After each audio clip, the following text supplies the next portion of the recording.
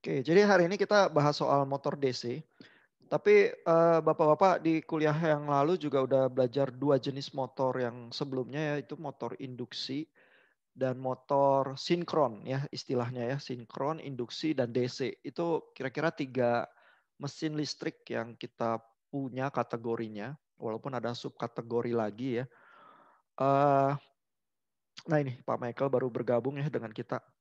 Menurut bapak-bapak ya, seingat bapak-bapak kalau harus tebak ya, motor DC, motor induksi, dan motor sinkron itu yang mana yang paling populer menurut bapak-bapak? Dan kenapa kalau mau disuruh tebak? Induksi kayak Pak. Pak Michael langsung tahu nih. Kenapa induksi, Pak? Soalnya kalau saya ke pabrik-pabrik kayak induksi semua kayak Pak. Yang banyak itu. Oh, Yang gede-gede gitu. ke pabrik apa aja, Pak? Biasanya lihat motor itu. Bapak saya kan biasa itu Pak, masih logam gitu Pak, yang angkat-angkat besi-besi gitu. Induksi semua Pak itu. Oh iya, iya. Nah, Hmm. kira-kira Pak Michael bisa nebak nggak kalau motor induksi itu yang paling populer ya? Itu kenapa? Kayaknya mungkin tenaganya kali Pak paling gede ya. Torsinya. Oh, urusan torsi ya. Ya, torsi sih bisa diatur ya. Tergantung desainnya ya. Oke, torsi jadi penting lah ya buat aplikasi terutama mesin ya. Ada lagi nggak sebab yang lain mungkin? Bisa variabel itunya, frekuensinya. Itu sih juga zaman sekarang karena ada teknologi inverter nggak gitu sulit ya. Itu frekuensi yang variabel itu maksudnya kan ini ya, hubungannya ke kecepatan motornya ya. Iya. Heeh. Iya, apalagi yang kira-kira penting ya? Kecepatan sama torsi itu memang adalah karakter dari motor ya. Begitu kita berhadapan dengan motor itu yang kita tanya biasanya. Ini motor kecepatannya berapa, torsinya berapa ya. Kalau bapak-bapak ikut lomba robot sumo kan juga gitu ya. Ini seberapa cepat nih, karena kalau cepat bisa gocek lawan ya. Torsinya seberapa gede, karena kalau gede bisa dorong lawan lebih gampang ya. Nggak ngapa-ngapain aja lawannya mental gitu misalnya. Iya, jadi itu karakteristik dasar sih. Tapi apalagi ya yang bikin induksi jadi populer?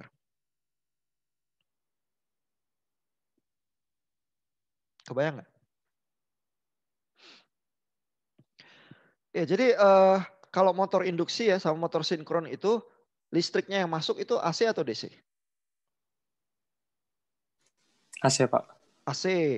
Nah, masalahnya adalah seperti bapak-bapak belajar ya di chapter-chapter sebelumnya, listrik yang di-generate di generator listrik kita itu memang secara natural udah AC ya.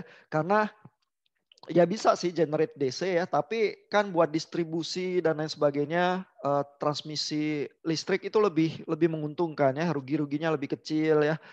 Jadi akhirnya dari generator memang proses generasinya itu pakai gerakan turbin itu yang memutar medan magnet menghasilkan listrik, itu sendiri udah AC. Terus jalur transmisinya lebih untung AC ya. Jadi lebih enak ya kalau memang semua sumber listrik kita itu AC yang gede-gede, terutama buat mesin pabrik. Maka motor kita begitu kita punya mesin di pabrik itu langsung di fit in AC aja. Ya kita senangnya begitu ya.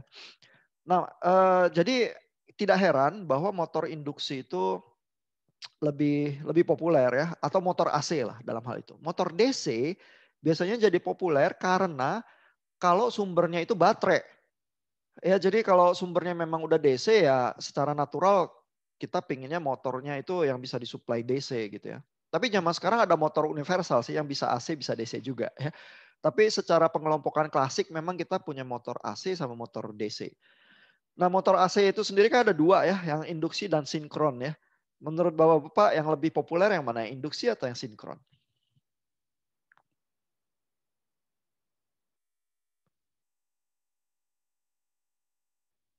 Apa? Pak Austin itu kayaknya jawab tapi masih mute. Enggak Pak, saya bingung saya. Oh iya, iya, iya. Nah kali kita lihat dulu ya bedanya ya. Apa sih bedanya yang sinkron sama yang induksi? Masih ingat nggak dari kuliah yang lalu bapak-bapak? Mungkin Pak ya, kalau Iya. sinkron itu frekuensi yang masuk sama putar itunya sama nggak sih? Kalau sinkron frekuensi yang masuk sama putar itunya maksudnya gimana, Bang? Rotornya, Pak. Motor rotornya. Iya, jadi kecepatan putar rotornya sama frekuensi tiga fasa listrik yang masuk itu sama ya. Nah itu kalau induksi kenapa nggak sama? Kan pertanyaan jadi gitu ya.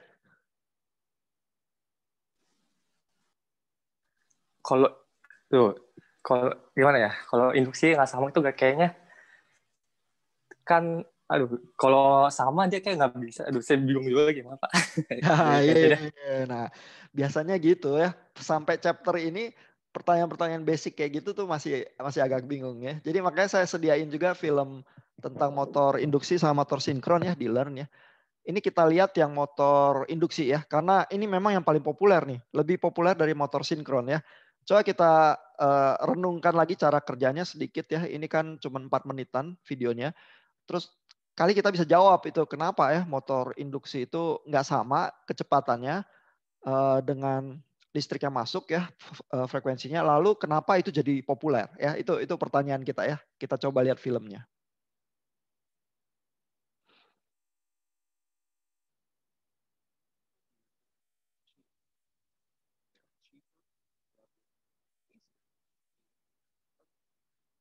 Nah ini film ini mulai dengan bilang bahwa induction motor itu memang yang paling populer ya, tapi itu karakter-karakter yang dia sebutkan itu yang inilah apa yang umum lah. Oh motornya kuat, motornya murah begitu ya.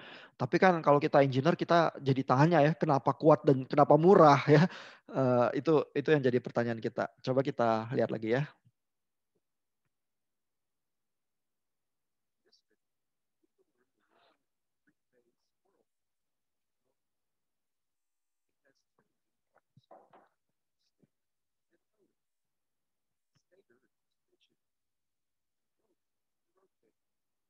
Nah ini di semua motor umum ya, bagian yang diam itu istilahnya stator, bagian yang bergerak itu rotor begitu ya. Tapi meramu listriknya yang masuk ke dalam stator dan rotor ini yang membedakan motor itu jadi kelas-kelas tertentu ya. Dan dalam hal ini induction motor itu motor AC gitu ya. Kalau ada pertanyaan silakan saya dipotong ya. Ada pertanyaan? Masih belum ya, baru mulai ya Belum, masuk. Pak. Masuk. Iya, kita coba lanjut lagi ya.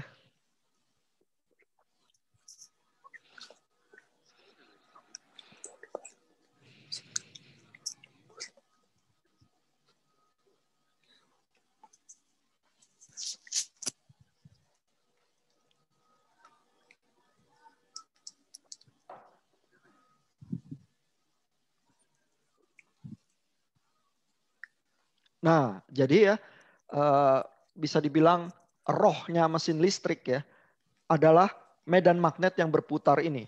Ya karena kita ingat listrik tiga fasa yang di-generate itu kan seolah-olah fasor yang bergerak ya yang punya tiga perbedaan fasa 120 derajat kan begitu ya. Nah, sehingga begitu itu di-fit in ke dalam gulungan stator ya di dalam motor listrik karena ada perbedaan fasa listrik itu medan magnet yang terbentuk juga berputar ya sehingga langsung gulungan-gulungan di dalam motor induksi itu sebenarnya dipotong oleh medan magnet yang berputar ini terus begitu ya. Simply karena listrik yang masuk itu AC dan memang punya frekuensi tertentu ya. Lalu kenapa bisa bergerak? Ya, itu kita pertanyaan berikutnya ya.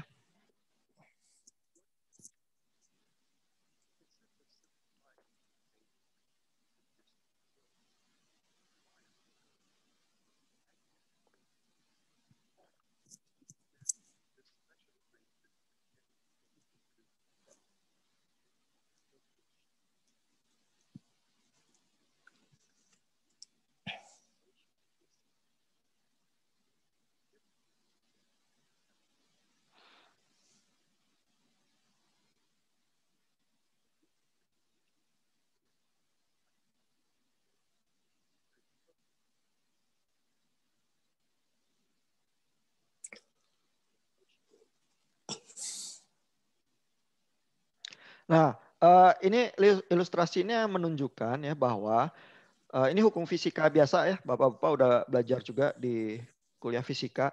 Kalau ada medan magnet itu bergerak ya, memotong kawat tembaga ya, memotong konduktor begitu ya, maka hasil medan magnet yang bergerak itu yang memotong konduktor itu akan menghasilkan arus listrik. Ya, sehingga dari kawat tembaga ini yang nggak dialiri apa-apa, muncul arus. Simply karena terpotong oleh medan magnet yang bergerak. Kalau medan magnetnya nggak bergerak, dia nggak muncul arus ya, tapi karena ada pergerakan itu muncul arus listrik begitu ya.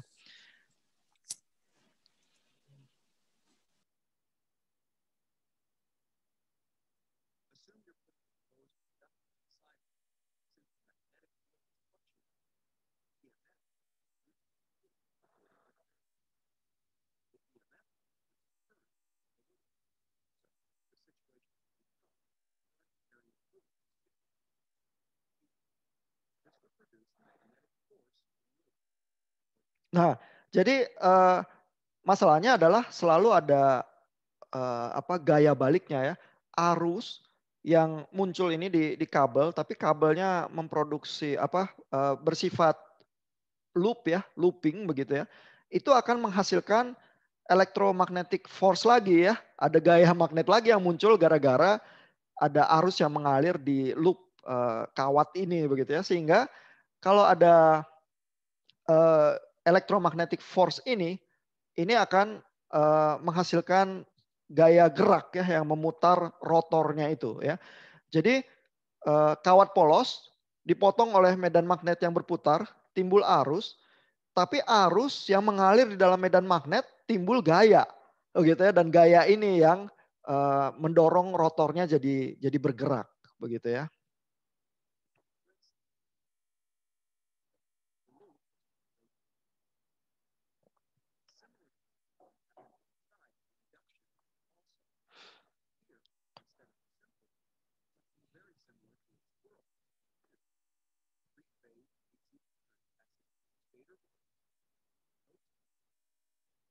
Nah, jadi ini ilustrasinya motor AC yang lebih modern ya, bukan isinya kawat, tapi ini istilahnya dia adalah squirrel cage gitu ya. Basically konduktor juga yang dipotong sama medan magnet yang berputar ini akan menghasilkan arus juga ya, sehingga ada arus, ada medan magnetnya lagi, muncul gaya juga begitu ya. Tapi kan kita nggak usah ya, motor induksi itu keuntungan besarnya adalah bagian rotornya ini nggak usah dialiri listrik. Kenapa? Karena listriknya muncul dari induksi. Karena dipotong sama medan magnet yang berputar ini, muncul arus listrik begitu saja dengan sendirinya tanpa kita harus supply listrik ke rotornya ini gitu ya. Jadi diganti squirrel cage kayak gini ya nggak apa-apa. Yang penting ada struktur konduktor, terus ada loopingnya ya, karena ujung-ujungnya ini terkoneksi begitu ya. Terus ya kita punya langsung struktur untuk rotor itu gitu ya.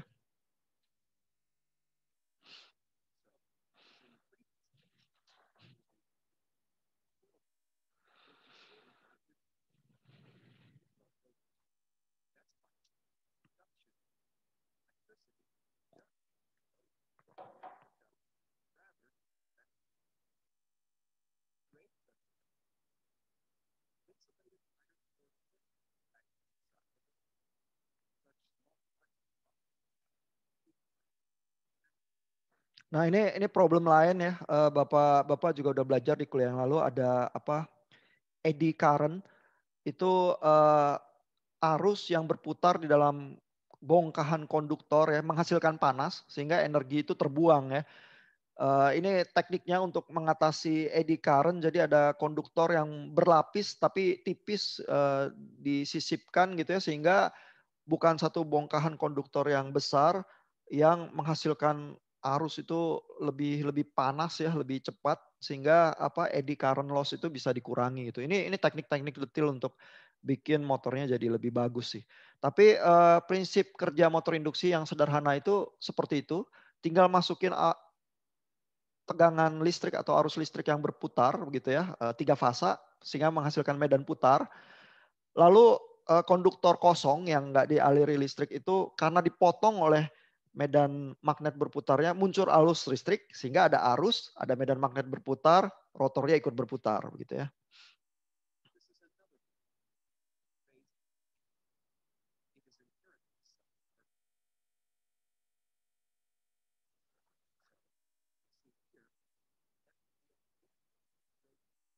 Nah itu tadi dia nyebut juga ya keuntungan motor induksi dibanding motor sinkron.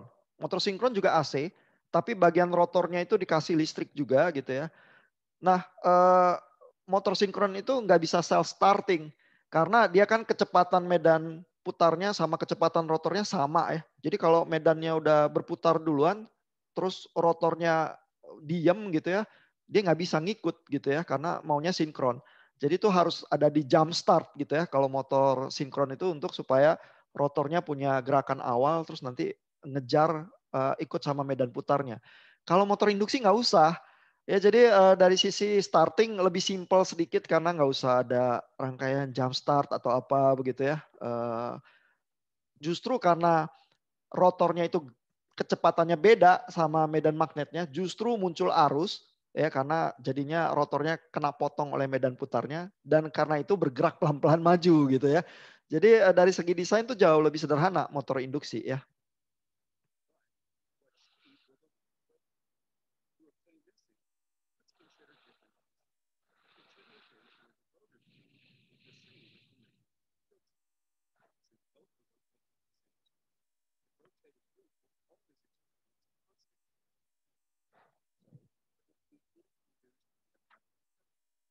Nah, jadi kenapa motor induksi itu kecepatan rotornya tidak sama dengan frekuensi listrik AC-nya?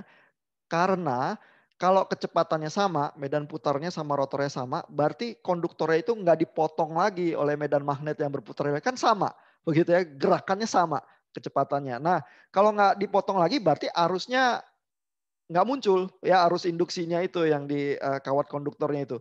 Kalau arusnya nggak muncul, nggak ada arus, berarti juga nggak ada gaya, gitu ya. Jadi begitu rotornya mulai mendekati kecepatan medan putarnya, dia akan selip, ya, dia akan turun kecepatannya.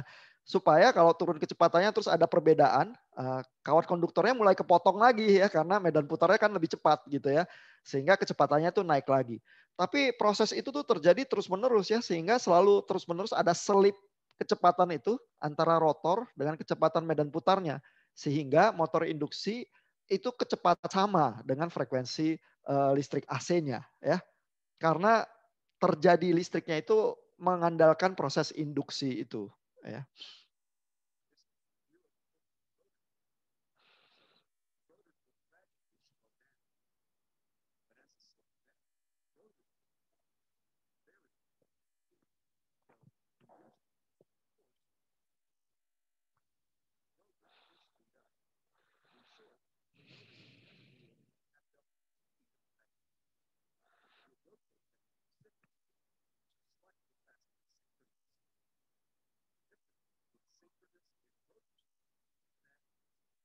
Nah, jadi ciri khasnya motor induksi ada slipnya itu.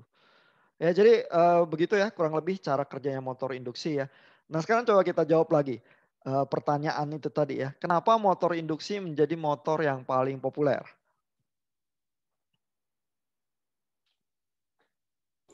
Jadi yang benar-benar kelihatan kan nggak usah pakai jump start ya Pak ya.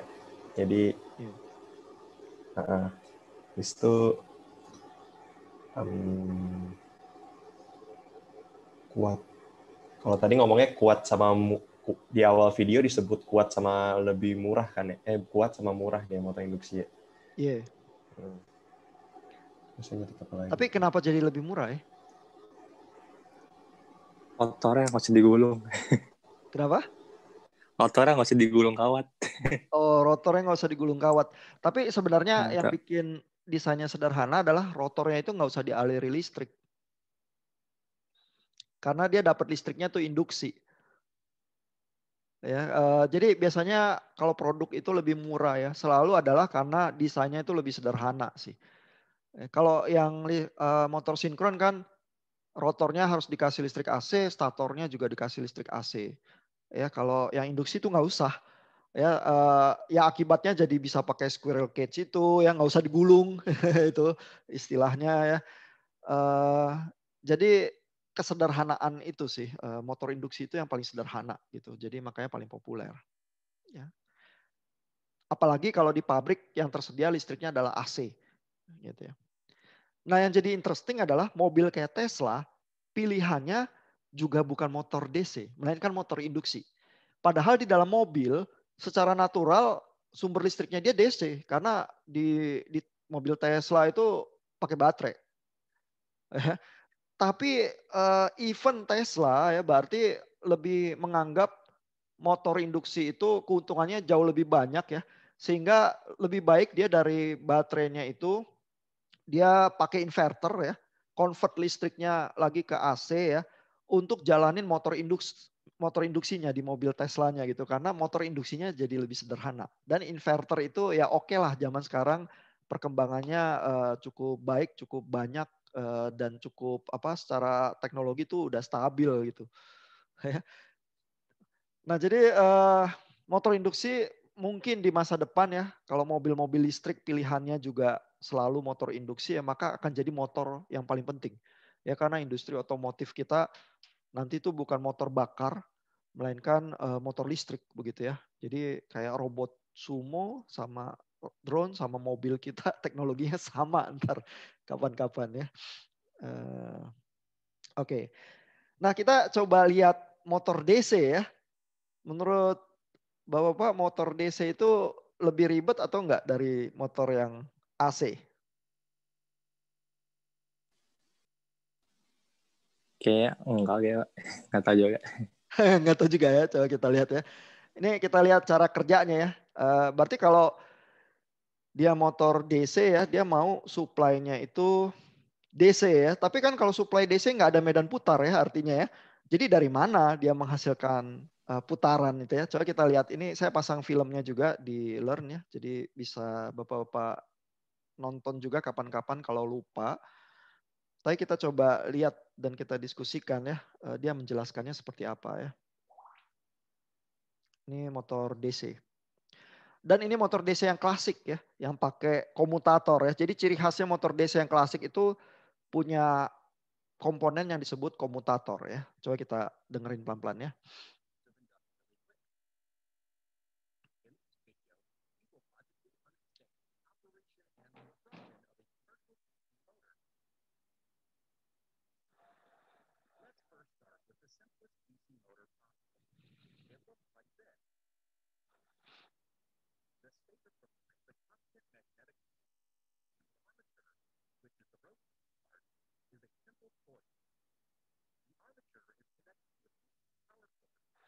Nah, jadi ini kita dikasih ilustrasi ya motor DC yang pakai magnet permanen. Ya, jadi ini salah satu varian yang bisa ya. Magnet permanennya itu ada North Pole-nya, ada South Pole-nya gitu ya. Tapi bisa juga ini pakai listrik bisa ya. Yang penting kita menghasilkan medan magnet yang diem. Karena medan magnetnya nggak perlu muter ya. Kalau menghasilkan medan putar itu pakai listrik AC ya. Ini karena listrik DC berarti medan magnetnya tuh diem. Ini digambarkannya pakai magnet permanen gitu aja ya. Terus dari mana putarannya ya?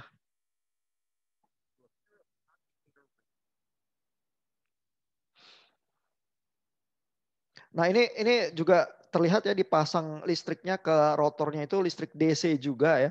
Tapi ciri khasnya ada cincin ini nih. Cincin komutator ini berbelah ya di bagian atas sama bagian bawahnya ya. Sehingga belahan itu membuat kalau cincinnya itu berputar ya, dia kontaknya itu berganti ya ke arah ini yang disebut dengan brush ya. Brush ini tuh kontak tapi kontaknya fleksibel sehingga nanti kalau berputar dia ganti ya nempel ke cincin yang lain gitu. Jadi bukan disolder melainkan disapu istilahnya di brush gitu ya, kontak fleksibel gitu.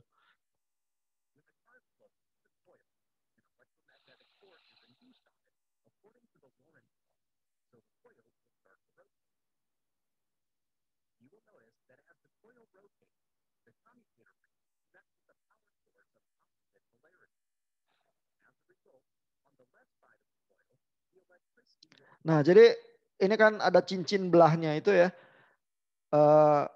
Kita tuh punya medan magnet.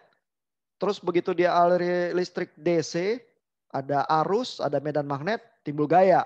Ya. Nah masalahnya gaya untuk kawat yang sebelah sini maunya kalau putarannya stabil ya terus ke atas gitu ya. Dan yang sebelah sini terus ke bawah ya supaya dia muter begitu ya. Nah tapi begitu dia muter terus kawat yang ini masuk ke area yang sini kan kita mau arahnya kebalikan ya. Begitu dia masuk ke sini ditarik turun begitu ya. Nah itu terjadi karena cincin belahnya ini koneksinya bergantian ya. Yang biru muda ini kalau begitu berpindah posisinya ke sebelah kiri, dia akan connect ke yang biru tua. Jadi listriknya juga berubah gitu ya. Jadi cincinnya itu yang membuat ilusi pergerakan sebenarnya. Sebenarnya gayanya itu statis ya, karena gaya ini muncul dari arus DC dan medan magnet yang statis juga yang tidak berputar. Ya, cincinnya ini yang bikin ilusi perputaran karena berbalik arah ya pada titik tertentu gitu.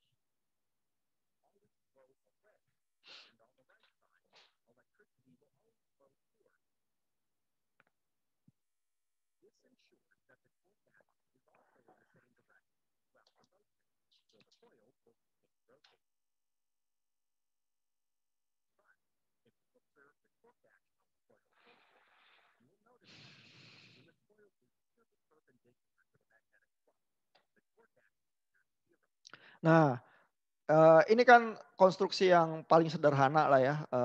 Kutubnya utara, selatan dari medan magnetnya ya. Terus listriknya juga cincin belahnya itu cuma 2 bagian ya. Ini udah bisa muter. Tapi film ini bilang ya komplikasi yang langsung terjadi adalah pada saat kawatnya ini tegak lurus gitu ya. Maka kan gayanya juga yang sebelah sini ke atas, yang sebelah sini ke bawah ya. Jadi gaya yang memutar itu yang ke arah samping ini sebenarnya sangat kecil ya.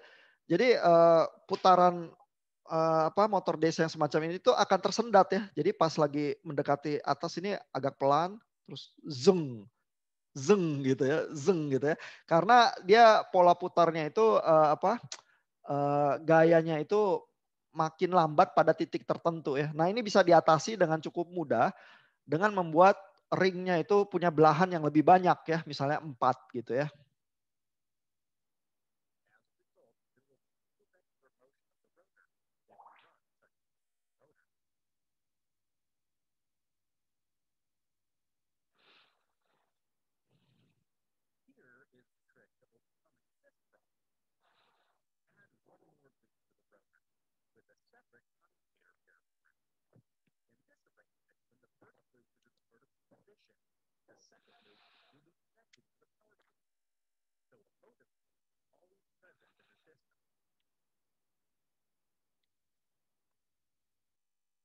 Nah ya jadi kalau kita punya cincin belahnya 4 kayak gini ya.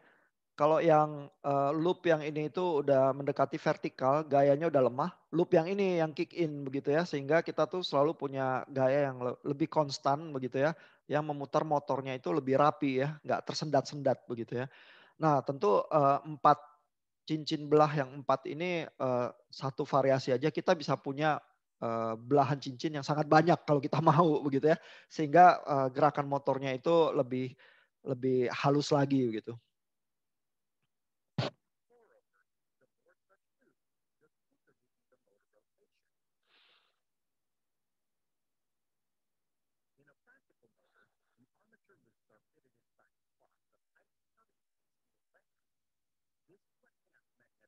Pak, saya mau nanya, Pak.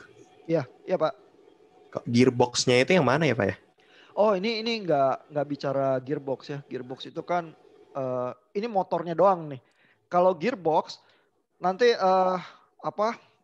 tongkat rotornya ini begitu connect sama sesuatu yang dia mesti gerakan misalnya roda mobil ya atau Oh apa. iya iya. Nah itu baru muncul roda gigi lagi yang bisa di-connect. Iya. Jadi bergerak dari motornya untuk ke alatnya itu ya Pak ya? Betul, betul. Koneksinya tuh gimana itu bisa lewat gearbox tertentu ya. Sama kayak ya kalau kita lihat sepeda lah ya. Dari yang pengayuhnya ke roda.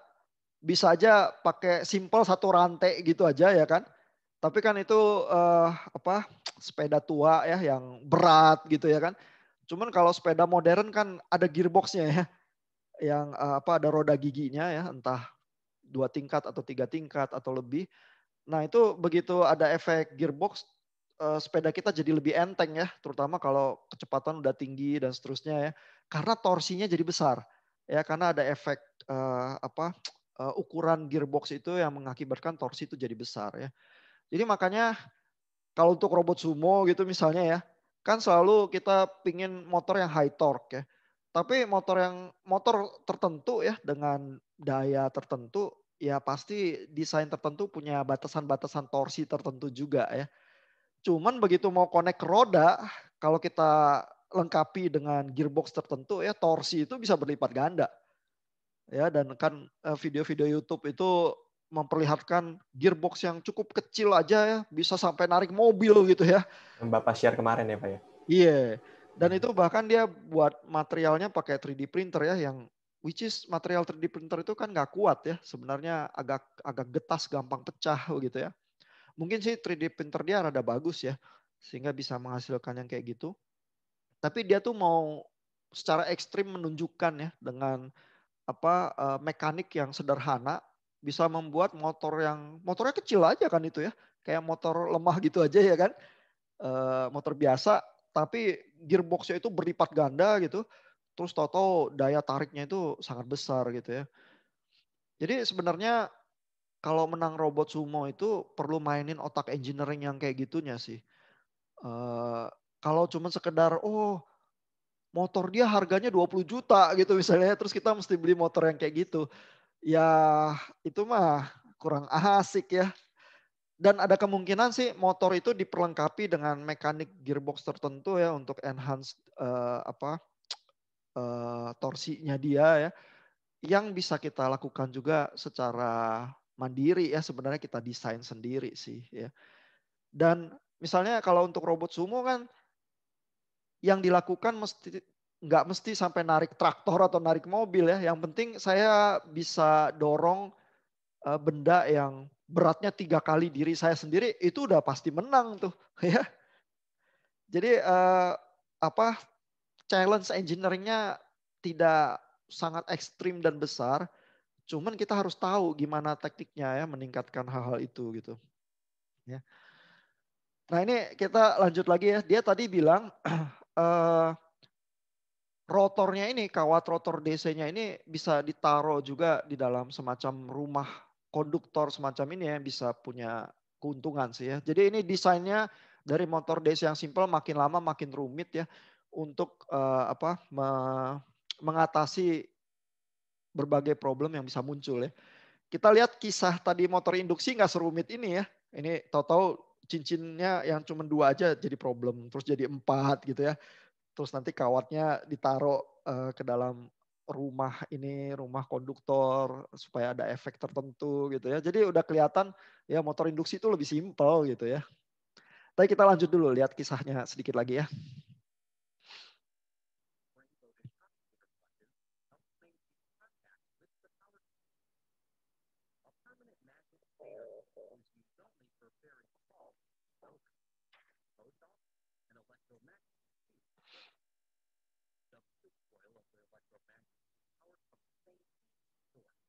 Nah, jadi dia bilang biasanya kalau motor yang pakai magnet permanen itu biasanya cuma motor kecil ya, karena bikin magnet permanen yang besar itu susah.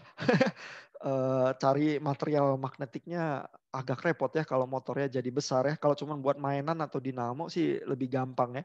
Jadi kalau motor DC-nya besar, ya biasanya yang di stator itu ya pakai listrik DC juga, yang melewati kumparan kawat yang digulung melewati konduktor ini ya yang jadi statornya gitu ya. Sehingga listrik DC-nya itu bisa saja dari sumber yang sama dengan listrik yang masuk ke rotor juga. Nah pertanyaannya koneksi listrik DC-nya itu antara stator sama rotor mau dipasang seri atau mau dipasang paralel. Nah itu menghasilkan karakteristik motor DC tersendiri yang berbeda ya. Nanti kita bahasnya di pertemuan ketiga sih ya. Tapi ada opsi-opsi itu jadinya ya.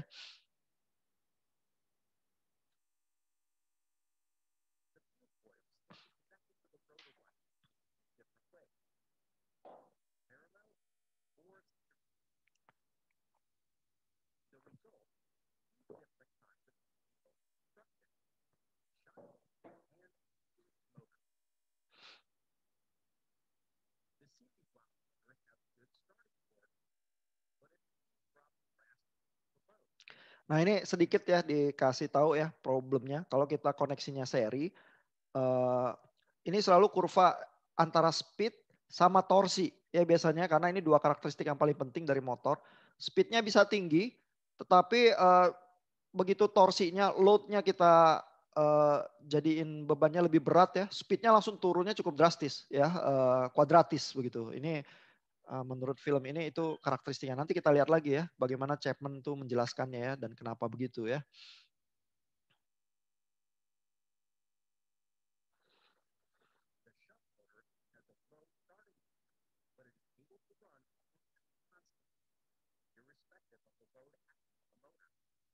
Nah ini yang paralel, torsinya lebih kecil. Jadi kalau mau torsi yang besar yang seri, tapi speednya bisa ngedrop gitu ya.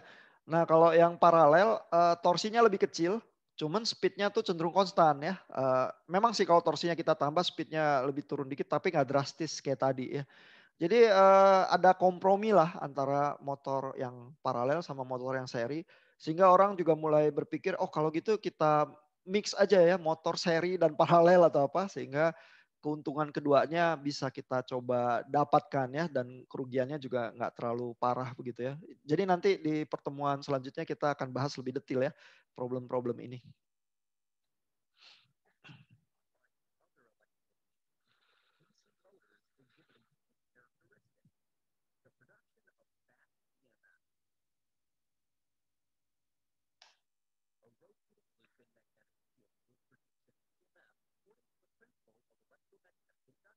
Nah, ini ya, film ini mulai cerita problem-problemnya. Nanti di Chapman kita lihat problem-problem ini dielaborasi dengan cukup detail ya, dengan gambar-gambar. Nanti kita diskusikan singkat supaya bapak-bapak kalau baca Chapman lagi nangkep lagi ya.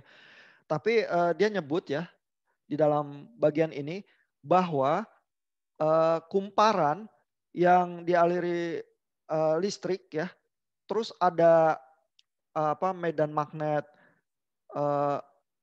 yang memotong begitu ya akan menimbulkan back EMF dia bilangnya. Jadi ada gaya electromagnetic force itu yang melawan balik. Ya, masalahnya kan selalu dengan benda-benda magnetik ini adalah kalau kita kasih gerakan atau apa ya, itu nggak pernah smooth gitu aja ya. Gerakan kita masuk selalu ada yang membal balik gitu ya. Jadi itu kayak kita harus bayangin kayak ninju busa gitu ya akan bereaksi ya. Nah ini juga gitu ya, terutama di motor DC ini problem-problem ini jadi menyusahkan begitu ya. Kalau motor induksi cenderung nggak ada masalah-masalah kayak gini ya. Jadi ini spesial motor DC nih.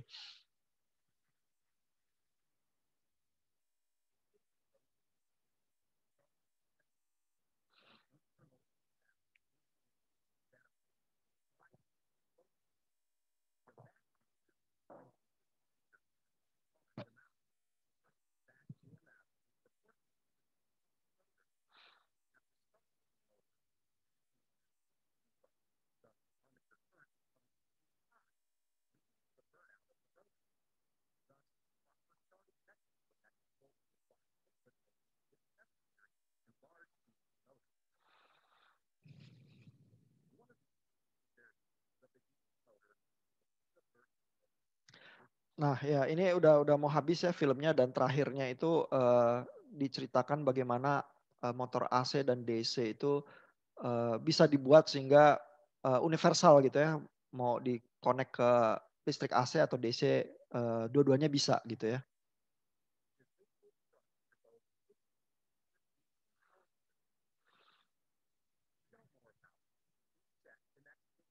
Iya, jadi ada video sendiri yang tentang universal motor ya.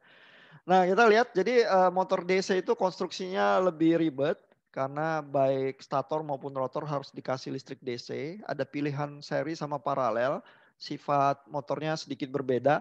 Plus ada problemnya ya yang tadi udah diceritakan sedikit soal back EMF itu ya.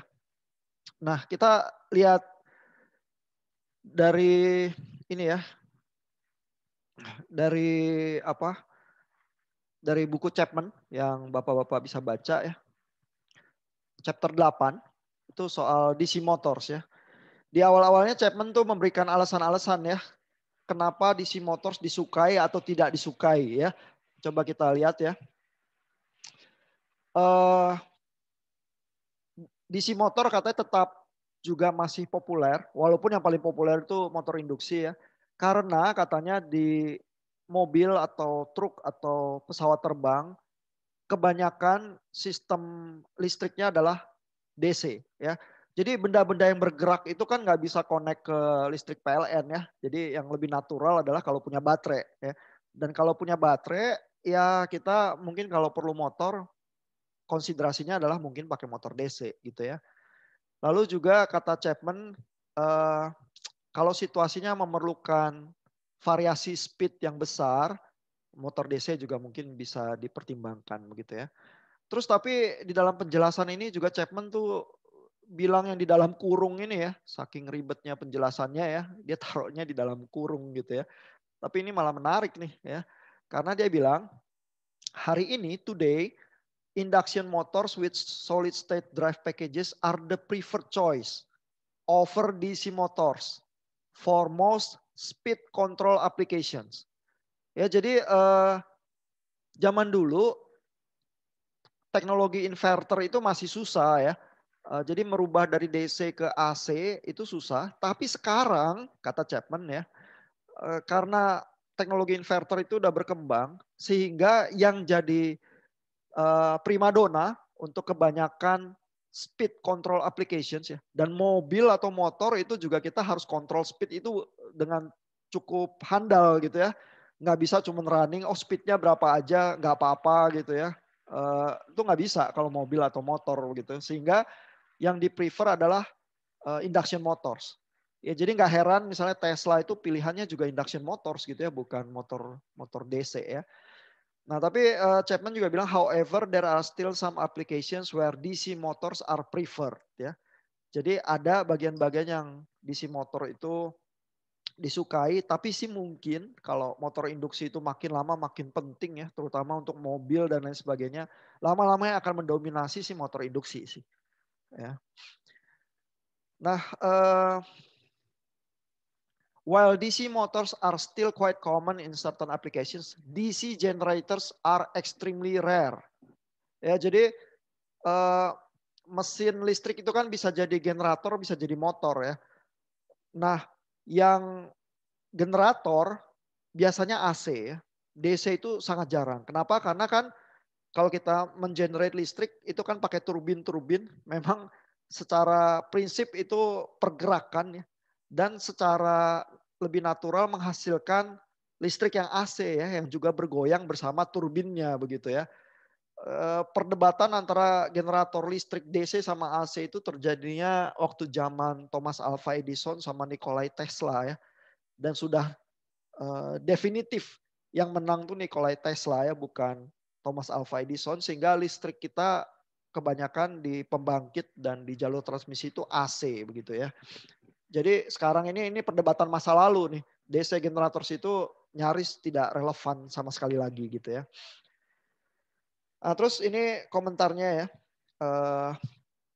Ciri khas dari motor DC adalah cincin komutator itu ya, sehingga motor DC itu disebut sebagai commutating machinery.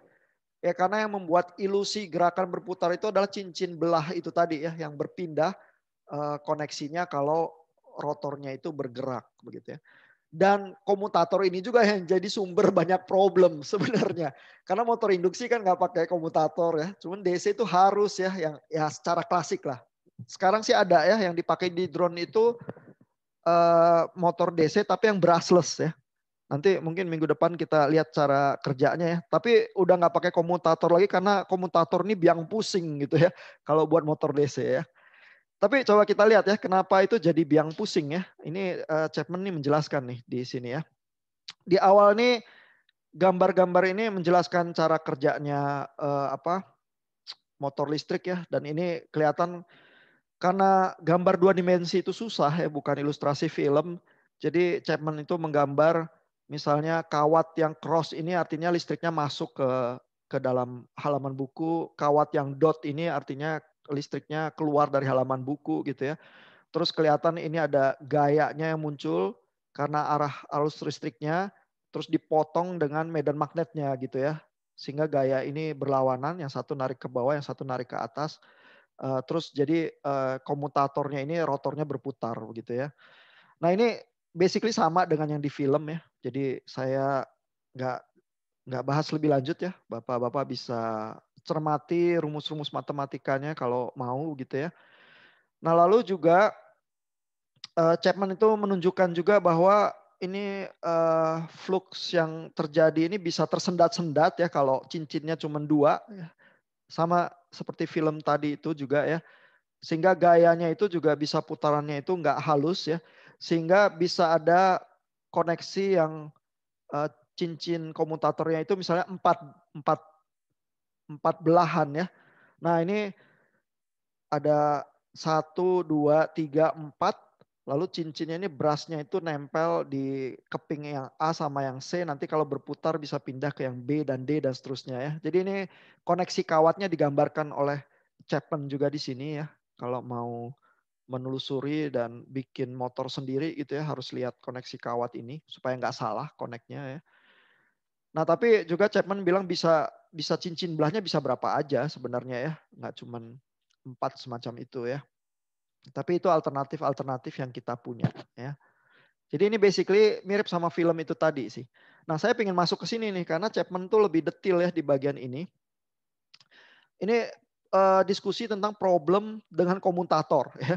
Ada 2 problem yang besar, yang satu disebutnya armature reaction ya. Armature itu tuh rotornya itu ya. Jadi aliran listrik yang ada di rotor itu menimbulkan problem tersendiri karena listriknya itu membangkitkan medan magnet sendiri ya. Karena kalau ada listrik terus kan rotornya muter ya. Berarti kan medan magnetnya berputar ya. Itu menghasilkan medan magnet yang ngelawan medan magnet statornya gitu ya. Itu istilahnya armature reaction gitu. Lalu problem yang kedua ini berkaitan dengan cincinnya itu ya. Jadi cincinnya itu kan arusnya berganti ya. Tapi kalau putaran motornya cepat, arus itu berganti arah ya dalam waktu yang cukup singkat ya. Ordernya bisa millisecond begitu ya. Nah, masalahnya adalah kalau arus itu berputar arah dengan waktu yang sangat singkat, maka DI per DT ini, DT-nya ini waktu yang sangat singkat ini jadi kecil gitu ya. Maka tegangan ini yang adalah LDI per DT jadi luar biasa gede. Sehingga di cincin itu ya begitu dia balik arah itu bisa muncul tegangan yang sangat tinggi ya, menimbulkan percikan api. Ya, kalau muncul percikan api itu komutatornya makin lama makin cepat rusak ya.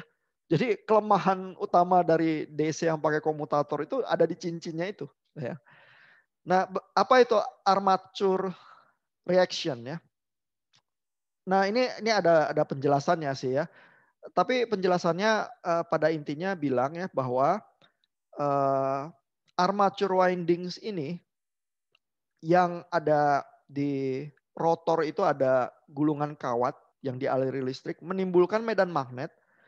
Medan magnetnya itu disebutnya armature reaction karena reaksi dari arus yang ada di kawat rotor itu melawan balik medan magnet yang ada di statornya ya. Sehingga akibatnya adalah terjadi pergeseran neutral plane. Maksudnya apa? Maksudnya si cincin itu dia kan harus berpindah arah pada garis yang tegak lurus ya, itu istilahnya neutral plane-nya dia karena pada saat dia berpindah itu di situ tidak ada perbedaan arus listrik begitu ya. Jadi istilahnya neutral plane.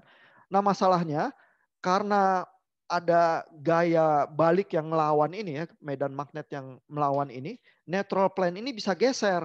Ya jadi cincinnya itu berpindah arusnya tidak tepat di titik yang seharusnya begitu ya. Nah ini di Chapman ini ada gambar-gambarnya nih ya yang mengilustrasikan hal ini ya. Jadi kalau kita lihat di bukunya ya, ini kan medan magnet statiknya ya, ini digambarkan pakai magnet permanen juga ya. Sehingga ini ada medan magnetnya ditunjukkan dengan arah panah begitu ya, dari utara masuk ke tengah-tengah rotor ini yang juga logam, terus ada kawat-kawat konduktornya. Lalu tembus medan magnetnya ke kutub selatan begitu ya.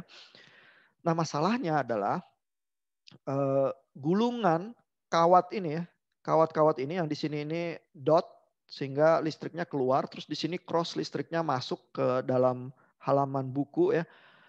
Itu tuh menimbulkan medan tersendiri ya. Jadi ini ada medan magnet ini digambarkan menjadi semacam loop ya, yang ada di sekeliling kawatnya. Ya, sehingga medan magnet yang dari kutub utara ke kutub selatan ini, misalnya di titik yang ini ya, ini akan bertambah dengan medan magnet yang hasil dari kawat ini nih, yang berputar ini ya, akan ditambahkan dengan medan magnet yang muncul dari kutub magnetnya yang semula. Ya. Akibatnya apa? Akibatnya di sudut-sudut yang ini ya, medan magnetnya itu jadi tambah banyak. Ya, di sudut-sudut yang bawah sini misalnya, ini karena arah medan magnetnya berlawanan ya, ini jadi berkurang nih. Ya, jadi kalau kita lihat medan magnetnya itu jadi nggak seragam lagi ya. Tadinya harusnya seragam kayak gini ya, karena konstruksi motornya kalau dibuat simetris gitu, jadi pola medan magnetnya seragam. Karena ada medan magnet balikan itu ya, ini jadi nggak seragam nih. Di sini ini lebih rapat medan magnetnya, di sini lebih renggang ya. Sebaliknya di posisi yang sebelah sini ini lebih renggang, terus di bawah ini lebih rapat karena medan magnetnya saling menjumlahkan ya. Di sebelah sini ini kan saling menjumlahkan nih. Yang di sebelah sini ini saling mengurangkan ini ya medan magnetnya gitu ya. Nah, sehingga posisi netral ini ya, garis di mana cincinnya itu harusnya berubah, itu bergeser ya. Jadi new neutral plane-nya ini bergeser nih sedikit di sini. Ya, nah pergeseran ini sih ya sebenarnya nggak jadi problem besar ya. Tapi bayangkan cincin itu harusnya berpindah arus itu di titik yang vertikal harusnya. Ya, tapi medan-medan magnetnya itu bergeser sedikit begini ya. Sehingga yang terjadi adalah kembali karena pergeseran ini terjadi percikan api ya. Jadi ini di sini Chapman tuh bilang ya, the result is a current flow circulating between the shorted segments and large sparks at the brushes when the current path is interrupted as the brush leaves a segment. Ya. Jadi kan brushnya itu harus meninggalkan satu segmen pindah ke segmen yang lainnya. Dan itu asumsinya tadi neutral plane-nya vertikal sempurna. Tapi perpindahan itu jadi nggak sempurna gitu ya karena neutral plane-nya bergeser. Nah, karena itu muncul percikan api ya. The end result is arcing and sparking at the brushes ya. Jadi ujung-ujungnya komutator itu sumber masalah tuh ya. Karena ada LDI per DT itu misalnya ya menghasilkan tegangan yang sangat tinggi, bisa ada percikan api juga. Terus ada armature reaction ini ya, medan magnet balikan gitu ya, yang membuat neutral plane-nya itu bergeser, menghasilkan percikan api juga ya. Ya, jadi bayangin ya kalau DC motor itu bagian komutatornya itu percikan api melulu gitu ya, ya cepat rusak. Gitu ya, makanya dibilang DC motor itu nggak tahan. Motor induksi itu lebih murah, lebih tahan ya. Karena sebab-sebab yang semacam ini ya, problem-problem tipikal di DC motor ini ya. Nah, ini ada problem lain juga ya yang disebut dengan flux weakening. Ini berhubungan juga dengan armature reaction ya, karena di posisi-posisi yang dimana medan magnet itu bertambah sama posisi yang medan magnet itu berkurang negatif, itu nggak sebanding ya. Bertambahnya lebih sedikit dibanding yang berkurangnya itu lebih banyak. Sehingga ini kalau kita mau bikin antara flux sama force begitu ya, ini kurvanya nggak linear, melainkan ada bagian saturasinya di sini ya. Dan motor kita itu berfungsinya biasanya di ujung daerah saturasi ini, katanya Chapman ya. Nah, masalahnya adalah kalau terjadi flux weakening ya, ini fluxnya lebih rendah begitu ya karena ada daerah saturasi ya. Ini bisa ada fenomena ini ya. Jadi kalau flux motornya berkurang, speed itu bertambah ya. Tapi kalau menambah speed berarti beban motornya itu bertambah juga. Kalau beban motor bertambah bisa mengakibatkan flux weakening yang lebih jauh lagi. Jadi ini kayak feedback positif begitu ya. fluxnya berkurang, mengakibatkan speednya bertambah. Speednya bertambah mengakibatkan fluxnya lebih berkurang lagi, yang mengakibatkan speednya lebih bertambah lagi. Jadi sistemnya tuh nggak stabil ya, dengan kata lain ya. Dengan kata lain, kalau terjadi flux weakening kayak gini, DC motornya bisa swing, ya bisa muter menggila ya, terus nanti bisa hancur ya, lepas dari power line-nya atau bisa destroy itself gitu kata Chapman ya. Jadi problem DC motor itu bisa swing, bisa menggila tanpa sebab karena efek-efek seperti armature reaction dan flux weakening semacam ini sih. Ya dan bayangin kalau motor kayak gini dipasang di mobil gitu ya, terus bisa swing ya, misalnya ya. Ini istilahnya juga runaway motor begitu ya. Oh itu bahaya ya. Bisa terjadi kecelakaan karena motornya kita nggak bisa kendalikan kecepatannya dengan cukup stabil gitu. Itu bahaya. Nah ini ada gambar-gambar flux weakening itu tadi ya. Ini gambar fluxnya yang harusnya normal. Tapi karena ada rotor magnetomotive force ini ya. Yang akibat armature reaction itu, maka fluxnya itu jadi penyok begitu ya. Jadi nggak rapi lagi ya, yang mengakibatkan berbagai macam problem itu sih. Nah LDI per DT tadi kita udah sebut ya, karena cincinnya berputarnya sangat cepat, perubahan arus ini jadi dalam waktu yang sangat singkat, sehingga ini Chapman itu menghitung tegangan yang muncul itu bisa sampai ratusan ya. Karena DI per DT-nya ini bisa sampai ratusan ampere per second-nya, sehingga tiba-tiba dimuati tegangan yang sangat tinggi di cincin itu muncul percikan api. Ya. Nah ini waktu kita habis ya, jadi solusi terhadap problem-problem terhadap komutator ini nanti kita bahas waktu kita mulai pertemuan minggu depan ya. Tapi udah mulai kebayang ya, ini belum cukup dalam ya belajar DC motornya, tapi banyak problem ya DC motor itu. Dan terutama problemnya DC motor itu muncul dari komutatornya. Padahal komutator itu komponen yang sangat sentral ya di dalam DC motor yang klasik gitu. Makanya nggak heran karena ribet akhirnya induction motor yang digemari gitu. Ya. Ada pertanyaan, komentar, Bapak-bapak? Pak, tadi neutral plan itu yang pas ininya kan Pak, pas dikasih di cincin itu dikasih bolongannya itu ya Pak? Iya. Oh jadi ketika armature winding armature reaction-nya itu yang menghasilkan medan magnet armatur itu, jadi dia ngegeser neutral plane-nya itu kan jadinya. Betul. Jadi cincinnya itu berpindahnya udah nggak pas lagi ya. Udah nggak pas lagi. Geser dikit.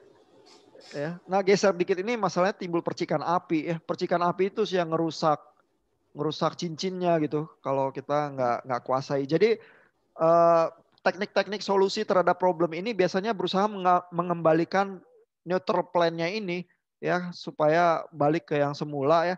Tapi berarti medan magnet yang muncul dari kumparan di rotornya ini harus dikompensasi.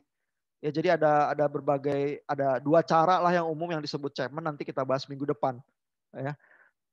Tapi artinya DC motor yang polos kayak gitu menimbulkan banyak problem ya, terutama di daerah komutatornya itu sih.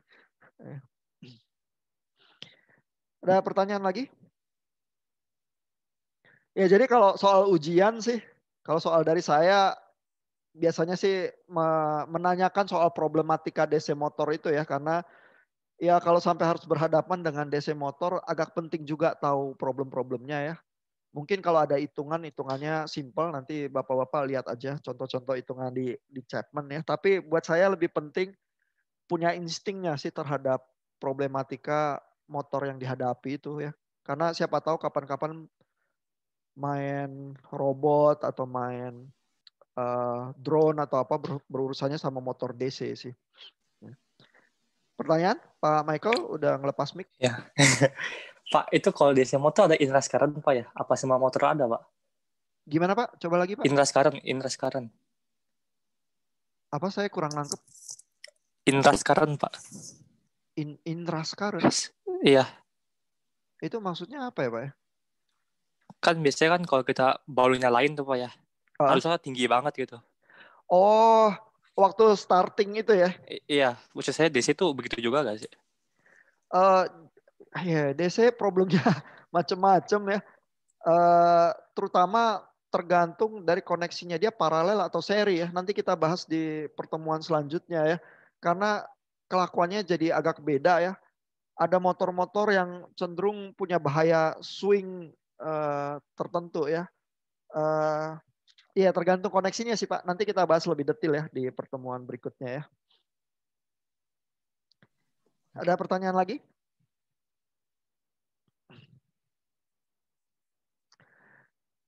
Kalau nggak ada, kita sampai sini dulu ya. Recordingnya nanti saya pasang di Learn seperti biasa untuk Bapak-Bapak bisa dengarkan lagi.